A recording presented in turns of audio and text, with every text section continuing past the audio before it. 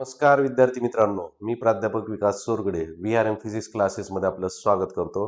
आज आपण MST CETचे PYQची जी series सुरू केलेली आहे त्यातलं सेकंड लेक्चर बघणार आहोत आणि आपला फर्स्ट चॅप्टर सुरू आहे motion in straight line. Motion in straight line मधला सेकंड पॉइंट आहे युनिफॉर्म मोशन. तर त्यामध्ये आपला फर्स्ट क्वेश्चन असा आहे, two bodies A and B moves in a same straight line starting from the same position. Body A moves with constant velocity u, B moves with constant acceleration a. When their velocities become equal, distance between them, त्या दोन्ही मधला डिस्टन्सचा difference find करायचा किंवा distance काय आहे. Initial position तर same आहे, final position म्हणजे फायनल डिस्टन्स जे असेल त्यांचं त्या दोन्ही मधला डिफरन्स घ्यायचा. आधी सेपरेट डिस्टन्स फाइंड करू, पण कंडिशन अशी दिलेली आहे, body A moves with constant velocity u. For body A, for body A, velocity is equal to displacement divided by time. तर हे आहे displacement of A. Okay, final displacement आहे. Displacement of A is equal to u into t. Okay, याच्यामध्ये आपल्याला option जे आहेत सगळे ते टाइमची व्हॅल्यू कुठंच दिसत नाही, मग ही टाइमची व्हॅल्यू आपल्याला रिप्लेस करावी लागेल. तर टाइमची व्हॅल्यू रिप्लेस करण्यासाठी ऑप्शन कशामध्ये आहे त्याच्यानुसार रिप्लेस करू. ऑप्शन आहेत ॲक्सलरेशनमध्ये. वेलॉसिटीचा फॉर्म्युला जर आपण आणखीन एक यूज केला, ॲक्सलरेशनचा formula, acceleration equal to change in velocity per unit time u by t. A equal to u by t. यातून आपल्याला टाइमची व्हॅल्यू मिळेल t is equal to u by a. ही व्हॅल्यू या डिस्प्लेसमेंटमध्ये जर ठेवली, डिस्प्लेसमेंटला आपण इक्वेशन नंबर 1 नाव दिलं आणि त्याच्यामध्ये जर व्हॅल्यू ठेवली तर इक्वेशन 14 इक्वेशन 1 काय मिळतं बघा. इक्वेशन 1 मध्ये ठेवलं तर displacement of a is equal to u into t आहे. यू इंटू टी ची व्हॅल्यू यू बाय ए आहे. फायनली मिळतं आपल्याला u square divided by a. त्याला इक्वेशन नंबर 2 नाव द्या आहे डिस्प्लेसमेंट ऑफ ए. असं का फाइंड केलं, परत परत विचार येऊ शकतोय. ऑप्शन टाइम मध्ये नाही तर आपल्याला टाइमची व्हॅल्यू नकोय, तिथं रिप्लेस करायला ऍक्सलरेशन दिसतंय. ऍक्सलरेशनची डेफिनेशन यूज केली यू बाय टी आणि t equal to u by a. Simple. दुसरा पार्ट आहे याच्यामध्ये, body b moves with constant acceleration.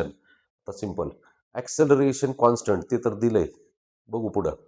आणखीन कंडिशन इथं कॉन्स्टंट ऍक्सलरेशन, युनिफॉर्म ऍक्सलरेशन असं असेल तर कायनेमॅटिकल इक्वेशन्स यूज करायचे. बॉडी बी साठी डिस्प्लेसमेंट फाइंड करायचे, distance between two particles find करायचे, त्याच्यासाठी सेकंड कायनेमॅटिकल इक्वेशन यूज करता येते. For body b second kinematical equation use केलं, त्यातून डिस्प्लेसमेंट मिळेल आपल्याला. Displacement of b is equal to ut plus half a t square, ut plus half into a t square. Okay, तर याच्यामध्ये असा पार्ट आहे, झिरो झाला. ओके, का इनिशियल वेलॉसिटी आहे. Displacement of b is equal to half into ऍक्सलरेशनची value काय आहे, हेच आहे. टाइमची व्हॅल्यू काय आहे, टाइमची व्हॅल्यू ही आहे u by a, u upon a त्याचा स्क्वेअर. काय आहे, displacement of b is equal to half into a into t square. T ची व्हॅल्यू इथं आहे यू बाय ए, ती ठेवली तिथं परत u by a bracket square, किंवा दुसरा पर्याय होता थर्ड कायनेमॅटिकल इक्वेशन यूज करू शकत होतो. आता हे कंटिन्यू करू आपण. तर याच्यामध्ये a into u square by a square येईल. Displacement of b is equal to displacement of b is equal to half into a into u square by a square. याच्यामध्ये ए एक व्हॅल्यू कॅन्सल झाली. Displacement of b is equal to u square divided by 2a. त्याला equation number 3 नाव दिलं. काही इक्वेशनची गरज नाही, आपल्याला दोन ए आणि बी मधलं डिस्प्लेसमेंट फाइंड करायचे किंवा डिस्टन्स फाइंड करायचे.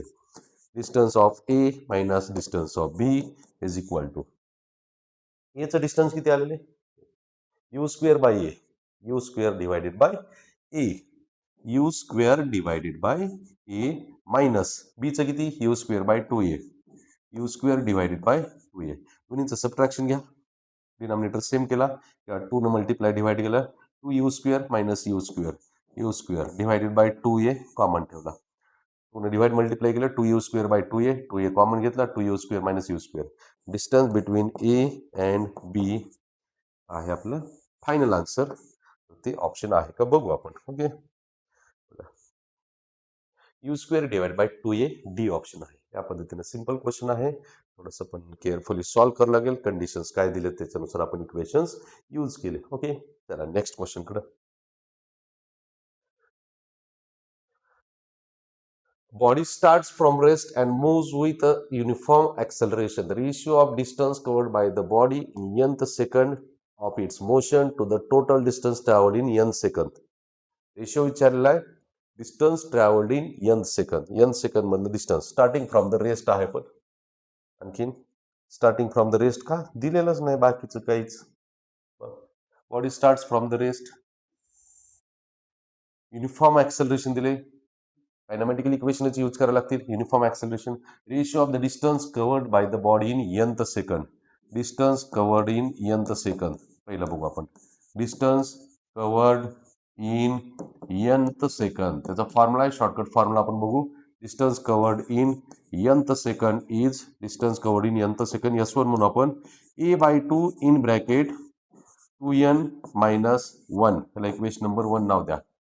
शॉर्टकट फॉर्म्युला आहे distance travel in nth second. ह्याच्यामध्ये जर समजा आपल्याला फर्स्ट सेकंड मधलं विचारलेलं असेल 2 × 1 - 1, सेकंड सेकंड मधलं डिस्टन्स 2 × 2 - 1, थर्ड सेकंड मधलं डिस्टन्स 2 × 3 - 1, या पद्धतीने कॅल्क्युलेशन करता येईल. आणखीन आहे distance travel in n second, total n second मधलं डिस्टन्स ट्रॅव्हल फाइंड करायचंय. एक फाइंड करू.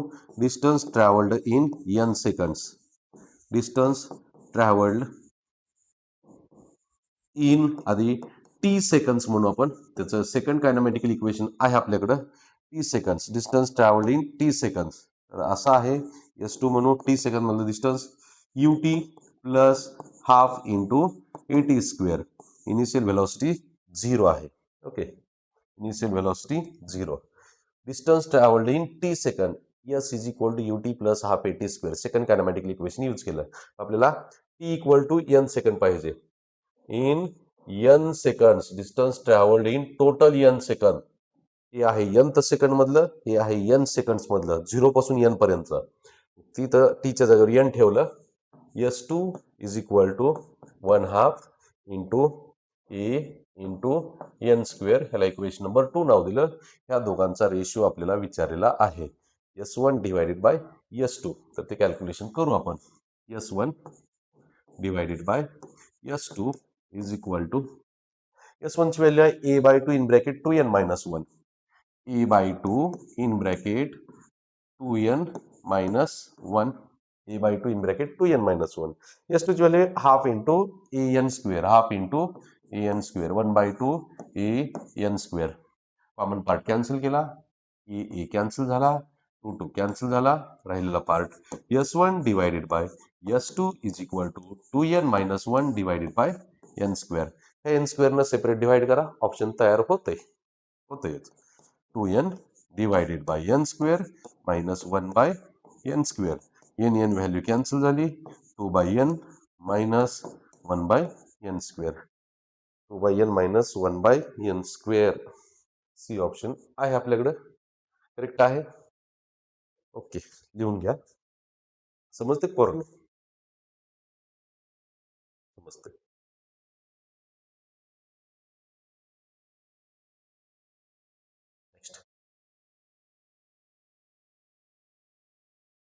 नेक्स्ट क्वेश्चन बघा. A boy throws a ball vertically upward from a bridge with velocity, initial velocity आहे दिलेली u is equal to 5 meter per second, strikes a water surface after 2 seconds, t is equal to 2 सेकंदामध्ये पुन्हा वरून खाली पडणार. विचारले काय, height of the bridge is h is equal to विचारलेलं आहे acceleration due to gravity is equal to 10 असं use करा म्हणतात. सिंपल काय आहे, कायनामॅटिकल इक्वेशनच यूज करायचंय का, ऍक्सलरेशन कॉन्स्टंट आहे, वरती फेकले परत खाली आलाय. साइन कन्व्हेन्शन्स यूज करताना जर ऑब्जेक्ट वरती चाललेले असेल acceleration due to gravity minus लिहायचं, ऑब्जेक्ट खाली येत असेल acceleration due to gravity plus लिहायचं. आपल्याला इथं एच म्हणजे डिस्प्लेसमेंट फाइंड करायचं, सेकंड कायनामॅटिकल इक्वेशन यूज करावं लागेल. सेकंड कायनामॅटिकल इक्वेशन लिहितो मी, तर s is equal to ut plus half into at square. Object वरती फेकली, h is equal to ut, e ची व्हॅल्यू मायनस जी लिहितो, -1/2 into gt square. Minus g का लिहिलंय, तर वरती चाललेल्या ऑब्जेक्टसाठी acceleration due to gravity negative लिहितात. एक एक व्हॅल्यू लिहिले. इनिशियल वेलॉसिटी आहे 5, टाइम आहे 2, acceleration due to gravity 10. Initial velocity किती आहे 5 into 2 minus 1/2 into 10 into 2 square. टाइमची व्हॅल्यू 2 आहे.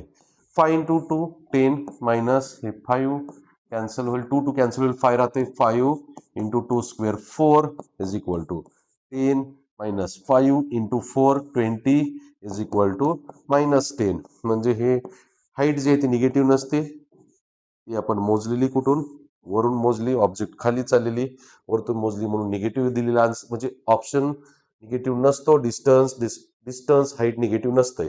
याच इज इक्वल टू 10 मीटर. हे करेक्ट आहे आन्सर आपलं. ओके, आहे तसा ऑप्शन आहे 10 मीटर. डी ऑप्शन आहे आपला. लिहून घ्यायचंय. लिहून होत नसेल तर व्हिडिओ पॉज करायचा आणि नंतर लिहून घ्यायचे. बरोबर आहे पोरांनो? If a ball is thrown vertically upward with speed u, the distance covered by it during the last t seconds of its ascent म्हणजे वरती जात असताना लास्टच्या t सेकंद पर्यंत त्यानं किती डिस्टन्स कव्हर केलेलं असेल ते फाइंड करायचंय. परत kinematical equation s is equal to ut plus 1/2 into et square. Initial velocity u दिलेली आहे, ओके लिहिले तसंच, टी सेकंद मध्ये विचारलेले, हाफ इंटू ऑब्जेक्ट वरती चालली, असेंट वरती चालली, acceleration due to gravity minus g into time t square. Minus g न मल्टिप्लाय केला, s is equal to u t minus half into g t square. हे आहे आपलं final answer. S is equal to u t minus half g t square. याचा correct option जो आहे तो C आहे. इथं दिलेला ए तो नाही, सी ऑप्शन येते आपलं करेक्ट ह्या पद्धतीनं. तर ओके, सोपं आहे, येते येते आता.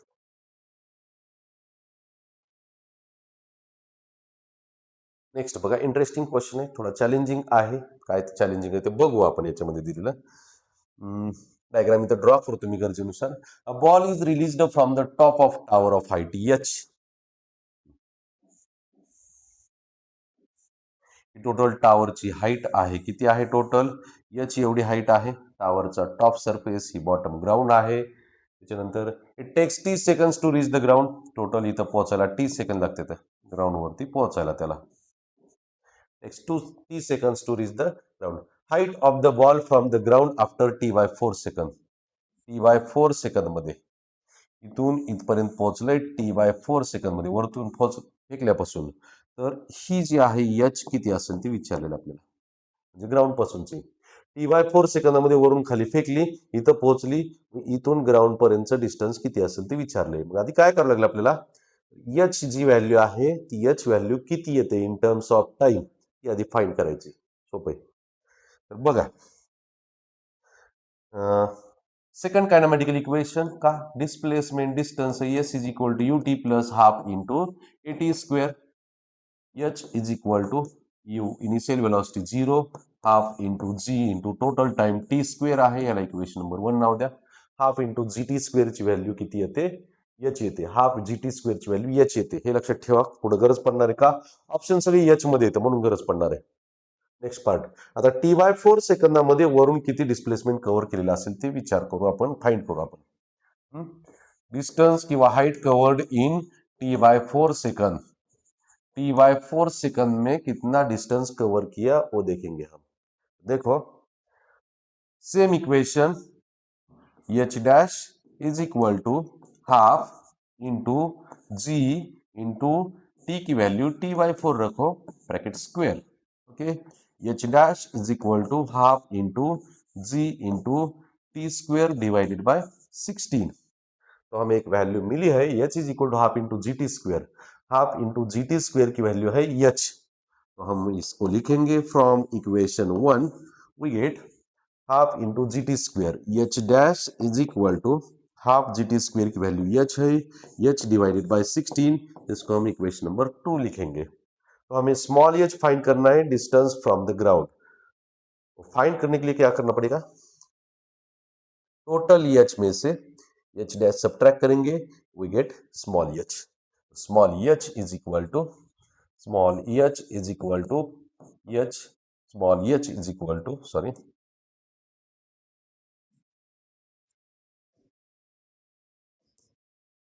Small h is equal to h minus h dash, h minus h dash की वैल्यू कितनी है, h by 16, h divided by 16, 16h minus h, 15h divided by 16. It is the distance of the object from the ground. Ground पासूनचं distance आहे. काय language आहे, Marathi Hindi English, okay चलते सगळं. h is equal to लिहाले चालते, सगळ्या लँग्वेजमध्ये समजते. ऑप्शन आहे का बघू ना. 15h बाय 16 काय आहे, 15h बाय 16. लिहून घ्यायचे राहिले त्यांनी आधी, हे लिहून घ्या. लिहून होत नसेल तर स्क्रीनशॉट घ्यायचा आहे, नंतर हे लिहून घ्यायचंय. लिहून होत नसेल तर याचा स्क्रीनशॉट घ्यायचा आहे आणि पुढचा पार्ट बघायचा. Driver applies the brakes on seeing the red traffic signal 400 meter ahead. At the time of applying brakes, the vehicle was moving with 15 meter per second. Brake लावताना initial velocity 15 metre per second एवढी होती. Retarding म्हणजे speed कमी होणार आहे. Break लावल्यानंतर retardation होतंय, ते आहे ऍक्सेलरेशनच्या opposite 0.3 metre per second square. Distance of the vehicle from the traffic light 1 minute after the application of brake. Brake लावल्यापासून 1 मिनिटानंतर कुठं असेल ते व्हेकल, कुठून पण ब्रेक लावल्यापासून थांबलंय, पण त्याच्या पुढे सिग्नल किती डिस्टन्स वरती असं विचारलंय. तर त्याची डायग्राम ड्रॉ केल्यानंतर क्लिअर करता येईल आपल्याला. डायग्राम ड्रॉ करतो, काय करायचं बघा इकडं. या पद्धतीने इथं व्हेकल होतं, इथून ब्रेक्स लावलेले, इथं सिग्नल आहे. ओके, इथं ब्रेक लावल्यानंतर व्हेकल काय झालं, हे डिस्टन्स जे आहे टोटल 400 मीटर आहे. 400 मीटर डिस्टन्स आहे. ब्रेक लावल्यानंतर व्हेकल कुठं जाऊन थांबणार आहे, इथं स्टॉप झालं. व्हेकल स्टॉप झालं. स्टॉप झाल्यानंतर व्हेकल पासून सिग्नलचं डिस्टन्स किती आहे ते विचारलेले आपल्याला. ओके, विचारले आपल्याला व्हेकल ब्रेक लावल्यापासून किती डिस्टन्स पर्यंत थांबलंय, 400 म्हणून सबट्रॅक्ट करू. टोटल हे 400 आहे. ब्रेक लावल्यानंतर किती डिस्टन्स नंतर थांबलंय ते डिस्टन्स सबट्रॅक्ट करू, राहिलेलं यस मिळून जाईल आपल्याला. तर त्याच्यासाठी गिव्हन डेटा आता बघू. आता तर क्वेश्चन तर समजलाय. टोटल डिस्टन्स काही कामाचं नाही. इनिशियल वेलॉसिटी आहे आपल्याकडे u is equal to 15 metre per second मध्ये आहे युनिट. फायनल वेलॉसिटी पण माहिती 0 आहे. व्हेकल थांबलंय. व्हेकल व्ही सिम्बॉल मध्ये कन्फ्युजन होणार आहे आता तुम्हाला. व्हेकल आहे इथं, हे व्हेकल आहे, व्हेकल. ओके, नेक्स्ट पार्ट बघा यातलाच पुढचा. आता इथं 1 मिनिटानंतर म्हणतंय ब्रेक लावल्यापासून 1 मिनिटानंतर कुठं पोहोचलेला असेल. ब्रेक लावल्यापासून किती वेळानंतर थांबलंय ते तरी आधी फाइंड करावं लागेल ना. टाइम फाइंड करता येईल आपल्याला. कसा, रिटार्डेशन आहे आपल्याकडे acceleration E equal to 0.3 metre per second square. यातून आपण टाइमची व्हॅल्यू फाइंड करू. E is equal to final velocity minus initial velocity divided by time t. E ची व्हॅल्यू आहे 0.3 is equal to final velocity 0 minus initial velocity 15 divided by time t. Retardation negative असते, negative लिहा, negative. टाइमची value v is equal to -15 divided by 0.3 minus t is equal to retardation is negative acceleration. 3 पाहिजे 15 50 second, 50 सेकंदानंतर थांबलेला आहे. पण विचारले काय, 1 मिनिटानंतर म्हणजे 60 सेकंदानंतर कुठं असेल. इथून ब्रेक लावल्यापासून ते 50 सेकंदात थांबले. सिग्नल चालूच आहे, चालू झालंय का नाही माहित नाही, पण व्हेकल तर तिथंच थांबलेलं आहे. 60 सेकंदानंतर पण इथंच असेल. टाइमची व्हॅल्यू आपल्याला ही यूज करायची, 1 मिनिटची नाही. 60 सेकंद, 50 सेकंदात थांबले तर पुढच्या 10 सेकंदामध्ये बी थांबलेलंच असणार आहे. म्हणजे आपल्याला ते 50 सेकंदातलं डिस्टन्स कव्हर करायचं आपल्याला व्हेकलचं. आता डिस्टन्स फाइंड करण्यासाठी s is equal to UT plus half AT square ह्या कॅल्क्युलेशनने आपण हे मधलं डिस्टन्स फाइंड करू. कोणता, ब्रेक लावल्यानंतर सिग्नलच्या आधी किती डिस्टन्स पर्यंत थांबलेले ते, हे इथून ब्रेक लावले 50 सेकंदात इथं थांबले, तर ते बघू आपण आता.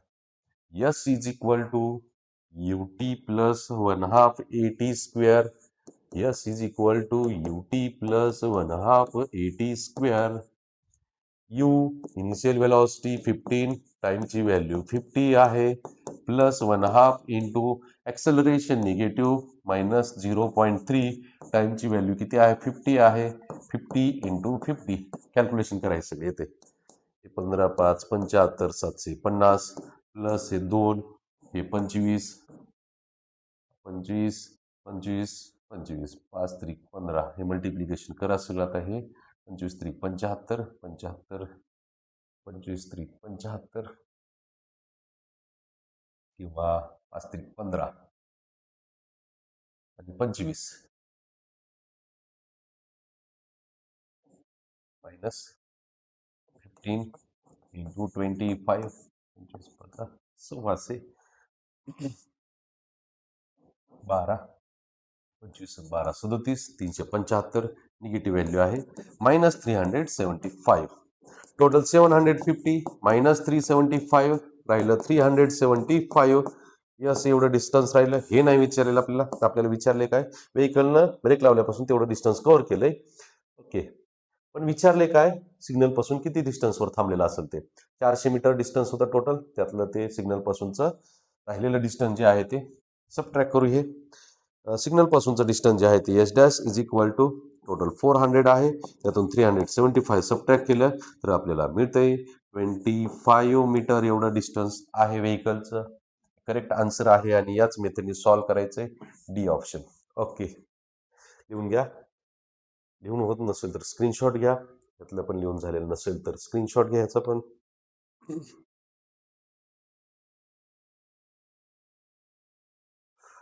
ओके चला पुढं नेक्स्ट क्वेश्चन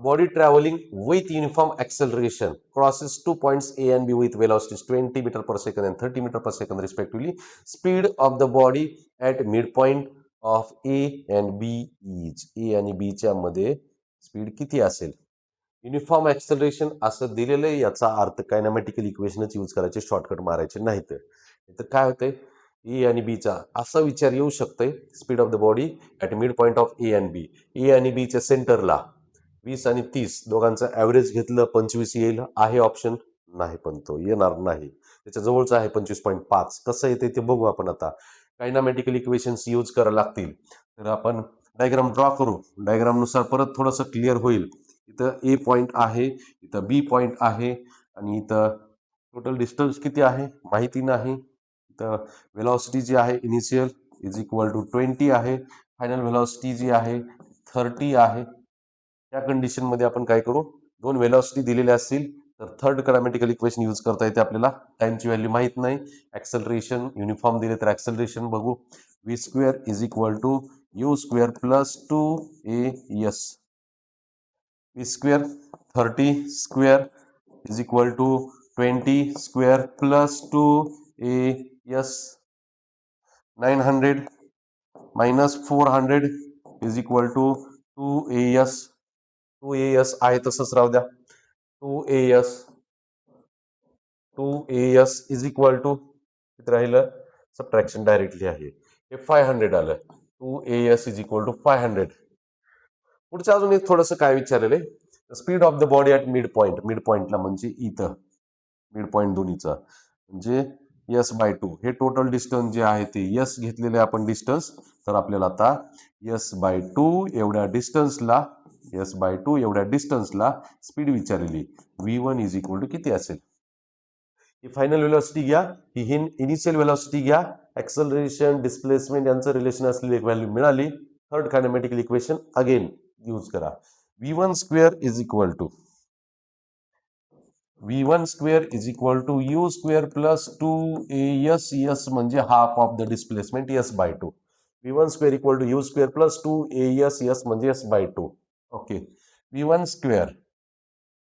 स्क्वेअर माहित नाही is equal to V2 square V2 ची व्हॅल्यू आपल्याकडं U ची व्हॅल्यू 20 आहे 20 square plus 2AS divided by 2 value सगळ्या माहितीत की आता काय माहिती आहे 400 झालं प्लस हे 2AS ची व्हॅल्यू 500 आहे डिवायडेड बाय 2 2 डिवाइड केलं 400 प्लस 250 टोटल किती मिळालं 650 व्हॅल्यू मिळाली V1 square V1 is equal to under root of 650 तर 650च्या जवळचा स्क्वेअर 625 आहे तो 25चं वर्गमूळ आहे.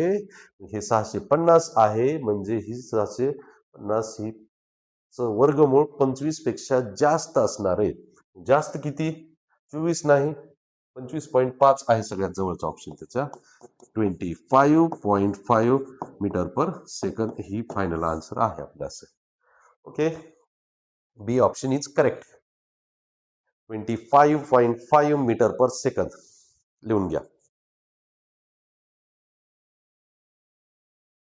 नेक्स्ट क्वेश्चन कडे चला.